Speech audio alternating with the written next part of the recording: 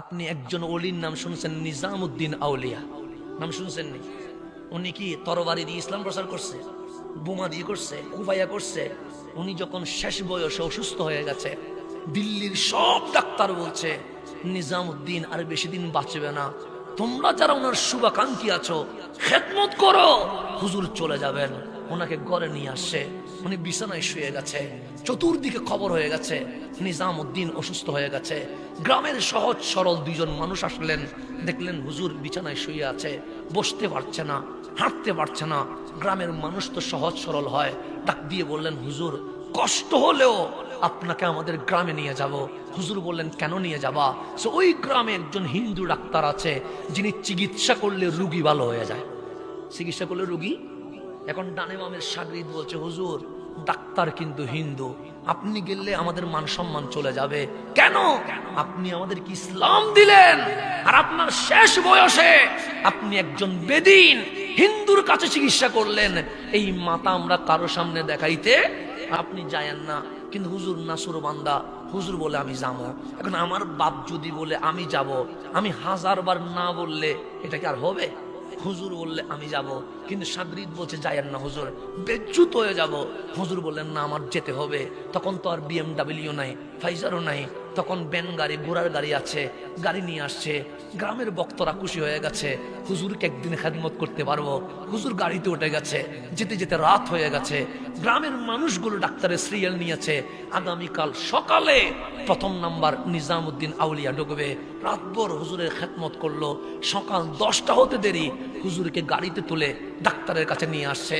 প্রথম সিরিয়ালে নিজামউদ্দিন আউলিয়া ভিতরে ঢুকছেন, ডাক দিয়ে বললেন ডাক্তার আমারে দেখলে কি ভয় লাগে? ডাক্তার বলে ভয় লাগে না, আমি যদি একলা কথা বলি তোমার কোনো সমস্যা আছে? ডাক্তার বলে কোনো সমস্যা নাই, তাহলে তোমার হেল্পারকে তুমি বের করে দাও। ডাক্তার হেল্পারকে বের করে দিলেন। নিজামউদ্দিন বলছেন আমার শাগরিদ যারা আছো তোমরাও বের হয়ে যাও। সবাই বের হয়ে গেলেন, ভিতরে আর কেউ নাই। বললেন ডাক্তার দরজা বন্ধ করো।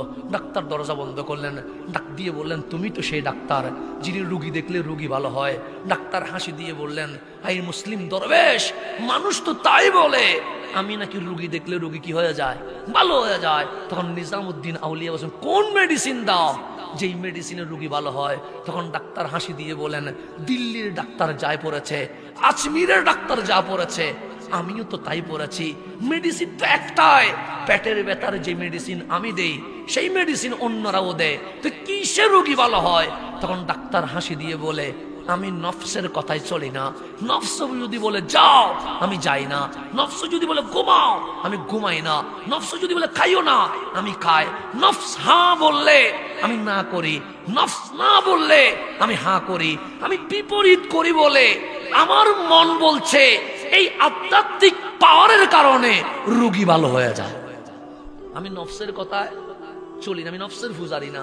তখন নিজামউদ্দিন আউলিয়া বলছেন আজকে পর্যন্ত কোনোদিন কি নফসের কথা শুনেছ? শুনি নাই। নফস না বললে আমি হাঁ করি, হাঁ বললে আমি না করি।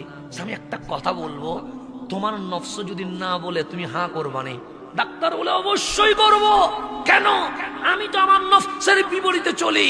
নিজামউদ্দিন আউলিয়া বলছে ডাক্তার লা ইলাহা ইল্লাল্লাহু মুহাম্মাদুর রাসূলুল্লাহ, বলো ডাক্তার আল্লাহ ছাড়া কোনো মাবুদ নাই, আমার রহমতুল্লিল আলামিন আল্লাহর রাসূল। বলো। ডাক্তার বলছে না বলবো না। কেন? তোমার নফস কি বলছে? নফস না বলছে, তো তুমি না বললা, না বললে হাঁ করে দাও। আজকে তোমার নফস বলছে কালিমা পড়িও না, তো তুমি নফসের কথায় পড়বা না, এটা তো তোমার সিস্টেমের বিপরীত হয়ে যায়। ডাক্তার আর ডানে বামে দেখে নাই, নিজামউদ্দিন আউলিয়ার কণ্ঠে কণ্ঠ মিলিয়ে কালিমা পড়ে ফেলেছেন, লা ইলাহা ইল্লাল্লাহু মুহাম্মাদুর রাসূলুল্লাহ সাল্লাল্লাহু। ডাক্তার বলেন দরজা খুলে দাও।